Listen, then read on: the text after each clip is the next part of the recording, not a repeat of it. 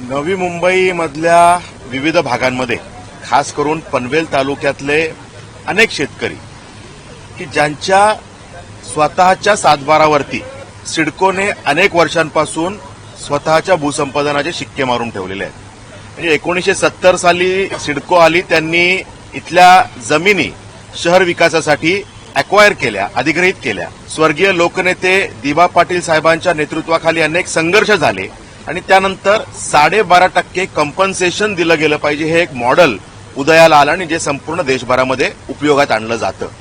त्यानुसार अनेकांना 12.5%चा लाभ मिळाला, ते मिळण्यात सुद्धा दिरंगाई झाली।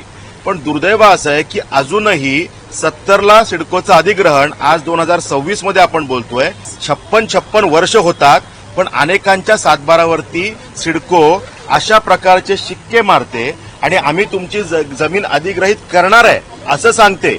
मूळ सातबारावर अजूनही शेतकऱ्याचंच नाव आहे, ती जागा शेतकऱ्याचीच आहे। सिडकोनी धड ती जमीन घेतलीही नाही, शेतकऱ्याला मोबदला दिलाही नाही आणि शेतकऱ्याला स्वतःच्याच जागेवरती आज डेव्हलपमेंट करायची असेल तर त्याला परवानगीही सिडको देत नाही।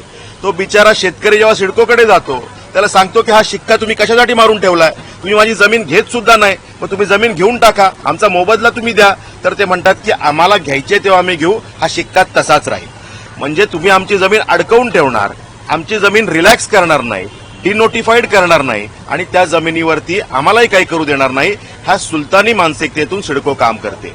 या विषयाच्या अनुषंगानं आज सभागृहामध्ये मी लक्षवेधी उपस्थित करणार आहे आणि त्या ठिकाणी माझी मागणी राहणार आहे की जर का तुम्ही इतर बिल्डरला जेव्हा प्लॉट सिडको विकते तेव्हा 1 कोटी रुपये गुंठा म्हणजे 40 कोटी रुपये एकरनी विकते, मग तेवढ्या महाग त्याचे दर असलेली जागा जर का त्या शेतकऱ्याची आहे आणि त्याला जर का त्या जागेचा उपयोग करायचा आहे, कुटुंबाच्या उदरनिर्वाहासाठी, भवितव्यासाठी जर का त्याचा उपयोग करायचा आहे, तर तो उपयोग मात्र सिडको करू देत नाही, त्या जागा अडकवून ठेवते। हे चालणार नाही आणि त्यामुळे या विषयाला वाचा फोडण्याचं काम या माध्यमातून मी करणार आहे।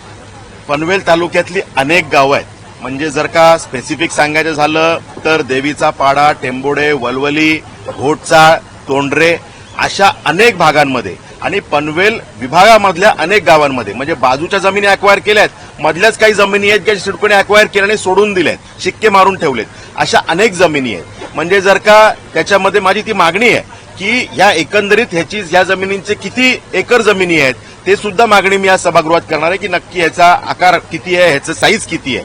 आणि शेकडो एकरच्या ह्या जमिनी आहेत ज्याच्यामुळे शेतकऱ्यांना त्रासामध्ये शेतकरी आलेले आहेत। आता जर काय कंपन्सेशन द्यायचं झालं तर 12.5%चं जे काही कंपन्सेशन होतं ते पूर्वी होतं तेव्हा जमिनीची किंमत कमी होती, एअरपोर्टमध्ये 22.5%चं कंपन्सेशन दिलं गेलं। आता जेव्हा ह्या जागा सगळ्या प्राईम लोकेशनला आहेत आणि ह्या जागेची मूळ किंमतच जर का एवढी 40 कोटी एकरच्या आसपास आहे, तर मात्र शेतकऱ्यांना त्याचं कंपन्सेशन कुठल्या मॉडेलनी द्यावं याच्यावरती खरं तर तज्ज्ञांनी विचार करून ते मॉडेल दिलं पाहिजे। शेतकऱ्यांना मान्य होईल अशा प्रकारे ते कंपन्सेशन दिलं गेलं पाहिजे, ही माझी त्यात मागणी राहणार आहे। आणि जर ते सिडकोला द्यायचं नसेल तर त्या जमिनी आपले शिक्के परत घ्यावे सिडकोनी आणि जमिनी डिनोटिफाईड कराव्यात, शेतकऱ्याला त्याचं काम करण्यासाठी जमिनी मोकळ्या करून द्याव्यात, ही मागणी आहे। खरं तर सिडकोच्या ज्या मानसिकतेबद्दल मी नेहमी म्हणतो त्याच पद्धतीनं त्या घराच्या किमती फुगवण्याचं काम हे सिडकोनी त्यावेळेला केलेलं होतं।